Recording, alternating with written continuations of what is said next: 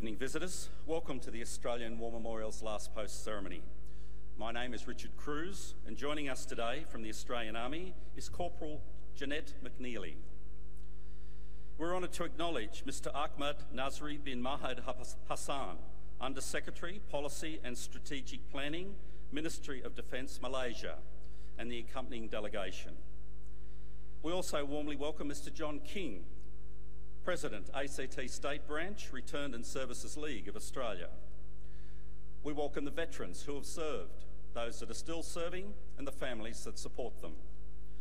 We acknowledge the members of RSL and Services Clubs Association, RSL Victoria and RSL Queensland, who are watching the broadcast of this ceremony across Australia. During this evening's ceremony, wreaths will be laid at the base of the Pool of Reflection by visitors and students on behalf of the following schools. From New South Wales, Lake Wyingan Public School. From Victoria, St Mary's School, Hampton. And from Queensland, Pacific Lutheran College, Primary Department, Bertinya. Australia's Federation Guard is a tri-service ceremonial unit of the Australian Defence Force. They provide a ceremonial presence at civil and military events and during visits to Australia by foreign dignitaries. The Guard will now dismount the catafalque party from the tomb of the unknown Australian soldier.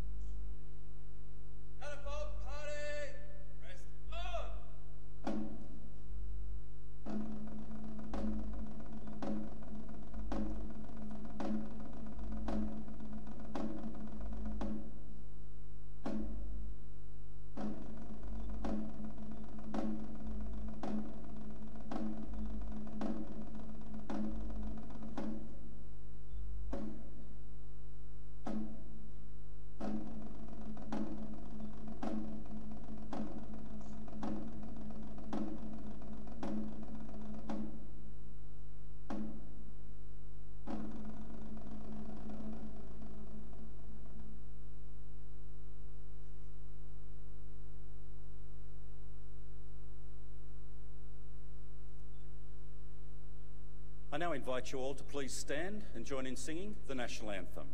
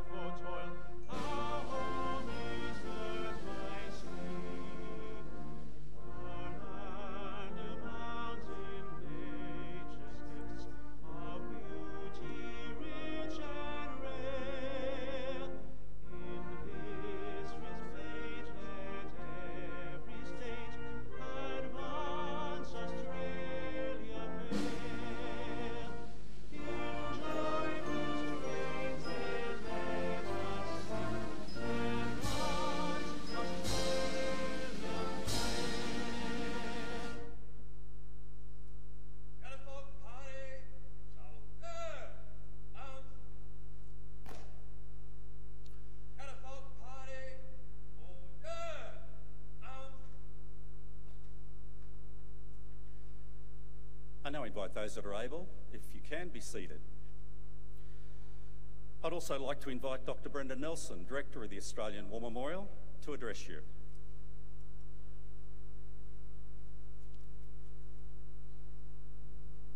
Australians, all let us rejoice, for we are young and free.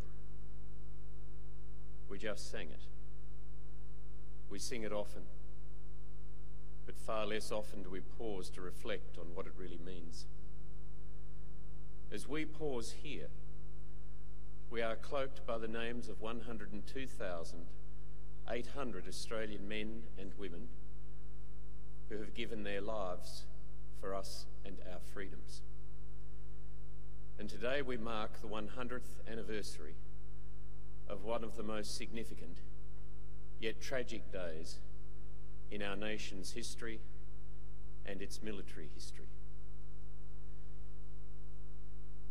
Throughout the 1920s and the 1930s, whether in Australia or in New Zealand, only one word was needed to describe inconsolable grief and mourning and a suffering and a pain that would never go, and that is the word Passchendaele. Passchendaele was a small village in Flanders, Belgium, the suffering of Christ, and suffering it was. Over an 8-week period, through the battles of the Menin Road, of Polygon Wood, Broedsend, Polkapelle, and the second assault on the Passchendaele Ridge, which we commemorate today, Australia sustained 38,000 casualties, dead, wounded, and missing over an 8-week period. 100 years ago, last night, Private George Mitchell, a 23-year-old soldier from Theberton, Adelaide, wrote a last letter to his parents. And he said, "Tomorrow many men must go to their God. And if I die, I die. We all must die. Best we can do is to die with good grace." And 100 years ago today, many men went to their God. The 3rd and 4th Australian Divisions would attack with the New Zealanders and the British in appalling conditions beyond our comprehension. Nothing could move in the mud. Bombardier Frederick Corder of the 7th Australian Field Battery wrote, "The guns had been bogged for 3 days until we put 26 horses onto each gun, ploughing through mud up to the horses' stomachs. The night before the assault, the soldiers sheltered in whatever they could possibly find. The Anzacs advanced with almost no artillery protection. The 3rd Australian Division sustained 3,000 casualties by nightfall. One who went to his God that day was Corporal John Jack Ison, whose Sergeant Major later wrote to his father. "When I lost him, I lost a friend," he wrote. "We went through Gallipoli, Egypt, France, Pozières, Belgium, the Somme, and again at Ypres together. I miss Jack as much as my own brother. I know it's an awful thing to part with one's son, but you have no idea of the troops' suffering. It really is a mercy from God to take us, and at times I have asked God to take me from this life." Sergeant Berry tried to save a man up to his neck in mud with a chain of rifles. "We heard screaming from another crater. He went down, gradually, begging us to shoot him, but we couldn't. Who could shoot him? We stayed with him, watching him go down in the mud." Private Bert Ferns of the 2nd 6th Lancashire Fusiliers described the conditions. "Our whole battalion was moving up the single duckboard track. As it got dark, you had to make sure to keep close to the fellow in front as the track meandered around the lips of shell holes. Shells started coming in, bunches of men got separated.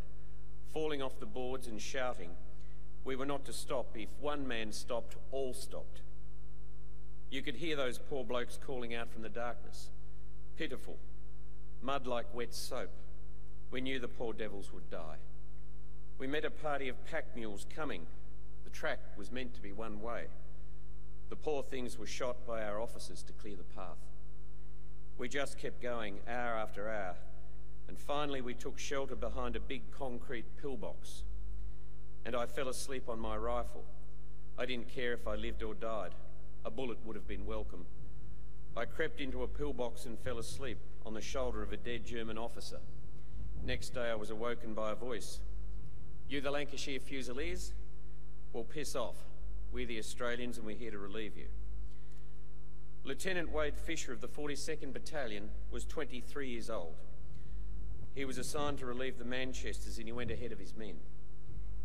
He wrote, "I got to one pillbox and I found about 50 men of the Manchesters. Never have I seen men so broken or demoralised, huddled up close in the last stages of exhaustion and fear. Germans had been sniping them all day and accounted for 57. The dead and dying lay in piles." 100 years ago today, the acclaimed Australian official photographer Frank Hurley took his most poetically tragic photograph of the entire war. And he wrote of it, he said, every 20 paces lay a dead body, most desperately mutilated, without legs, arms and heads, and half covered in mud and slime. And under a questionably sheltered bank lay a group of dead men. Sitting by them in little scooped out recesses sat a few living, but so emaciated by fatigue and shell shock, you couldn't tell the difference. And yet the Australians kept at it, and as the Australian official historian Charles Bean wrote, the Australian soldiers hung on to their agreed task, whether their own death or the end of the world would come. It was 100 years ago today that Captain Clarence Jeffries was posthumously awarded the Victoria Cross for his extraordinary courage attacking German pillboxes. The exhausted and demoralised Anzac divisions were finally relieved on October 18 by the Canadians, who made the final assault on Passchendaele. For Douglas Haig, no more could be achieved in Flanders. His breakthrough had failed miserably. After 3 months, the British line had moved 8 kilometres at a cost of 275,000 Allied casualties. 35 Australians had been killed for every metre of ground that had been gained. Of the 61 Victoria Crosses awarded, 9 were to Australians. And then 5 months later, in 3 days, the Germans took it all back. And Charles Bean, reflecting on the slaughter and the suffering of Australian troops that brings us here today, wrote, "I have often thought that many a youngster, when he was hit out there on the Passchendaele Heights, and he knew that the end had come, has thought to himself, well, at least they'll remember me in Australia." And we do. We remember them. We remember them today. We remember them every day. Beyond those broad brushstrokes and popular imagery and mythology of our history are real people, people just like us, who gave their all, their lives for us, our nation, and its freedoms.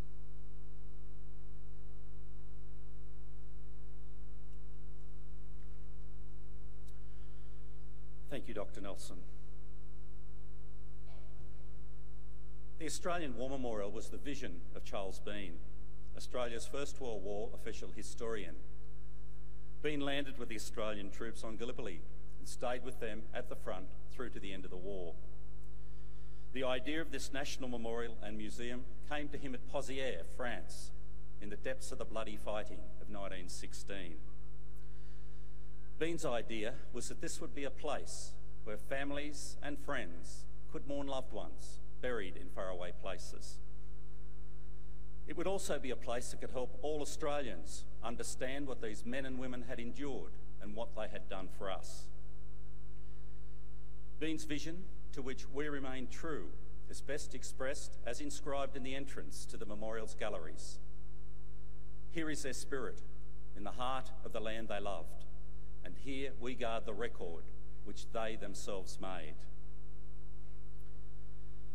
To mark the occasion of the centenary of the Battle of Passchendaele, we now welcome members of the Canberra Burns Club Pipe Band, who will play Highland Cathedral.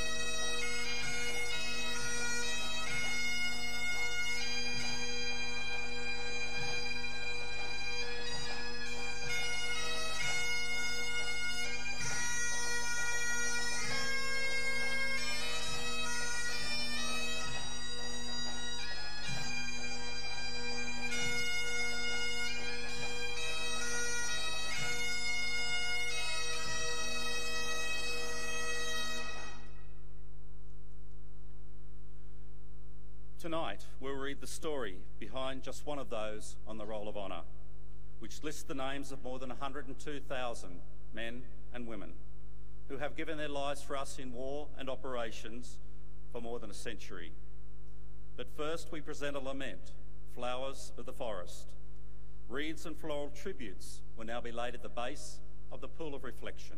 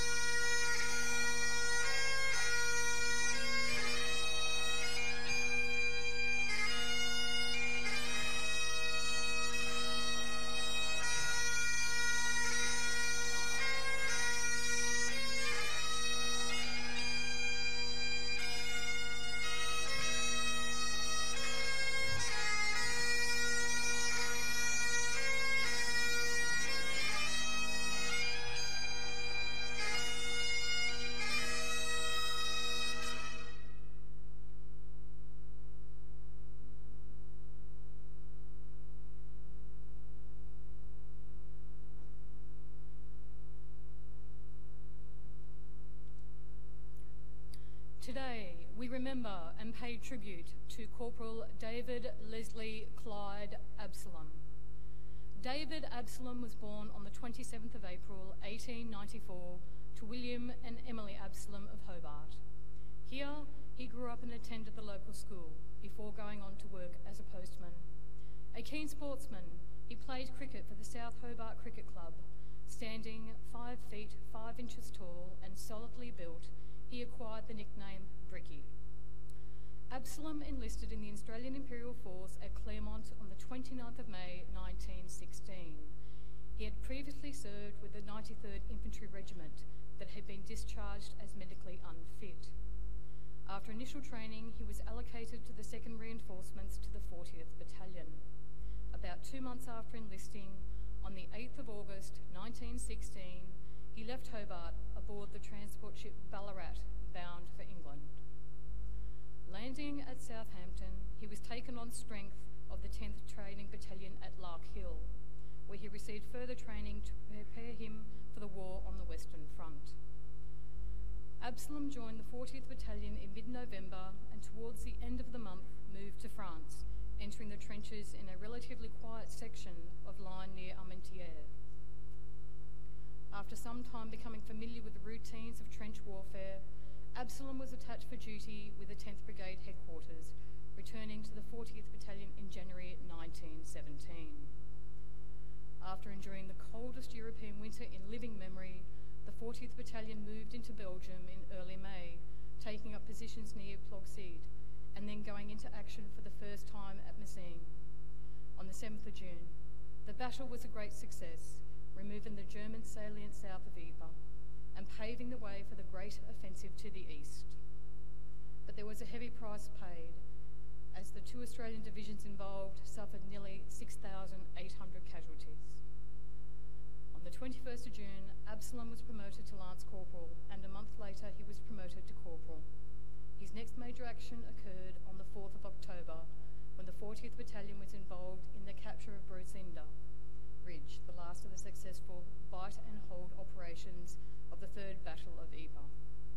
That afternoon the rain began to fall, turning the battlefield into a bog. A week later, on the 9th of the 11th of October, the battalion began moving into position for the attack towards the Belgian village of Passchendaele. A little after 3 a.m, German artillery began falling on the 40th Battalion, causing casualties before the attack had even begun. At 5:25 a.m, the artillery barrage opened, and the men of the 40th Battalion began to move forward. The weather was foul, and within the battlefield, a sea of mud, in some places over 8 feet deep, as it had been impossible to drag forward enough artillery and ammunition for support. According to the 40th Battalion's unit history, the barrage was so thin that it could not be distinguished as a barrage, and we made no attempt to conform to it. As the Australians began their attack, the Germans began their artillery and machine gun barrage. As the Australians moved forward, a German high-explosive shell landed near Corporal Absalom. Private Thomas Crabtree was 30 yards away when the shell exploded and saw Absalom get hit. Despite being wounded by shrapnel from the same shell, Crabtree ran to his mate's assistance, but Absalom was beyond aid. He and 3 others had been killed instantly. David Absalom was 23 years old. Soon after his death, a German counterattack drove the battalion back, and his body, like so many others, had to be left behind. Absalom's remains were later recovered, and today they lie in the Passchendaele New British Cemetery. His name is listed on the Roll of Honour on my right, among more than 60,000 Australians who died while serving in the First World War. His photograph is displayed beside the pool of reflection. This is but one of many stories of service and sacrifice told here at the Australian War Memorial.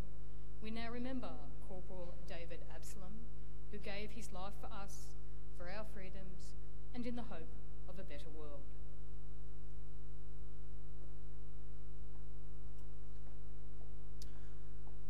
I invite you to now stand for the reading of the ode and the sounding of the last post.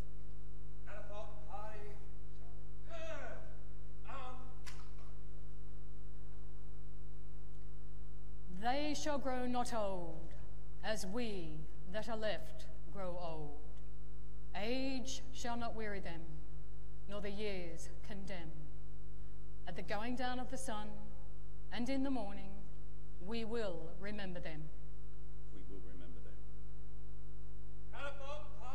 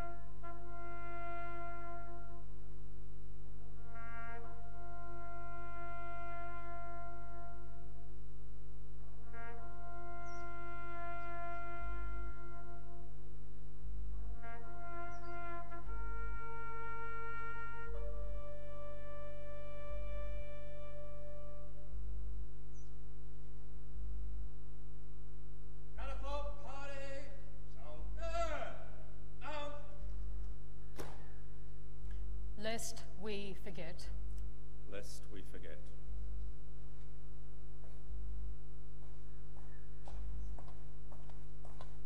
Telephone party!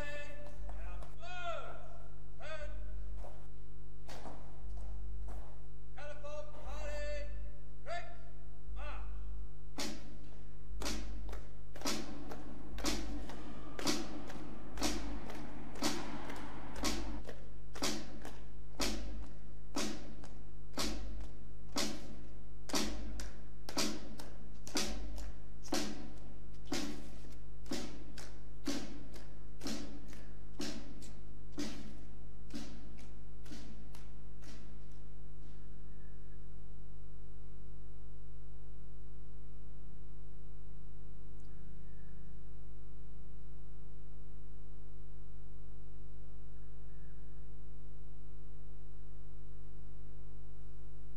We leave you this evening with the words of the memorial's founder, Charles Bean.